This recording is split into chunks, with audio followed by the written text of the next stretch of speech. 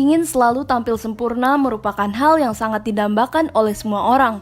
Salah satu yang kini makin populer adalah dengan melakukan filler atau menyuntikkan cairan di bagian wajah atau tubuh yang diperlukan.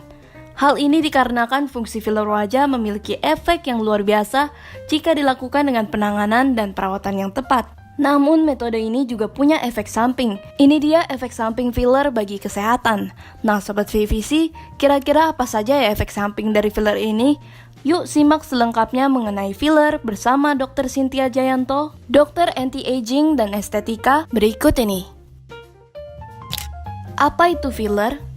Filler adalah ganjel atau sumpel yang mengisi defek pada kulit akibat proses penuaan kulit atau kerusakan pada kulit. Bagian tubuh apa saja yang bisa di-filler?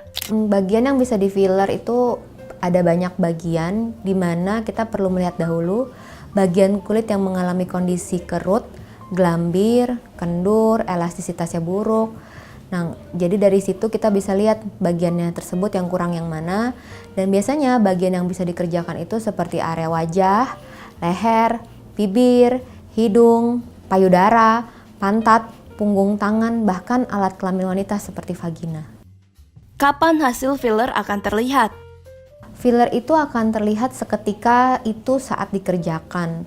Namun hasilnya akan mulai normal, maksimal itu 7-14 hari. Apa saja pantangan setelah melakukan filler di hidung? Untuk filler hidung, pantangannya sebaiknya hidung jangan dimasas 24-48 jam pertama. Kemudian untuk pantangan olahraga dan makanan sebetulnya tidak ada. Hanya lebih ke jangan dipegang-pegang hidungnya dan tidurnya sebaiknya terlentang terlebih dahulu. Berapa lama filler bisa bertahan? Untuk filler itu bertahan bisa 9-12 bulan, tapi ada beberapa material filler yang bisa bertahan lebih dari 12 bulan bahkan sampai bisa 5 tahun. Tapi itu filler yang materialnya lebih keras ya, jadi filler itu cenderung tidak semi permanen, jadi kurang aman sih untuk digunakan. Apakah efek filler bisa menjadi permanen? Bisa, tapi tergantung materialnya sekali lagi. Jadi kalau misalkan filler yang permanen itu biasanya materialnya itu kalsium polimetil metilkrilat, itu semi permanen, bisa sampai 4-5 tahun, tapi efek sampingnya tidak dianjurkan karena bisa kelihatan benjolan di kulitnya, terus seperti misalkan udah aging nih, karena dia kendur, jadi si filler tetap menetap di tempat yang dikerjakan seperti itu. Tapi kalau filler yang macam hyaluronic acid itu tidak permanen, 9-12 bulan dia akan terserap oleh kulit. Apa saja efek samping dari penggunaan filler? Efek samping filler itu secara umum dari ringan sampai yang berat ya.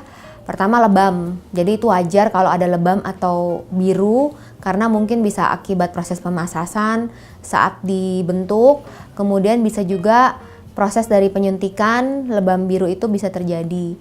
Kemudian ada namanya infeksi. Infeksi bisa saja terjadi misalkan dalam saat pengerjaannya dia kurang rapi atau kurang bersih dan proses asepsis dan antiseptiknya kurang baik. Kemudian alergi juga bisa.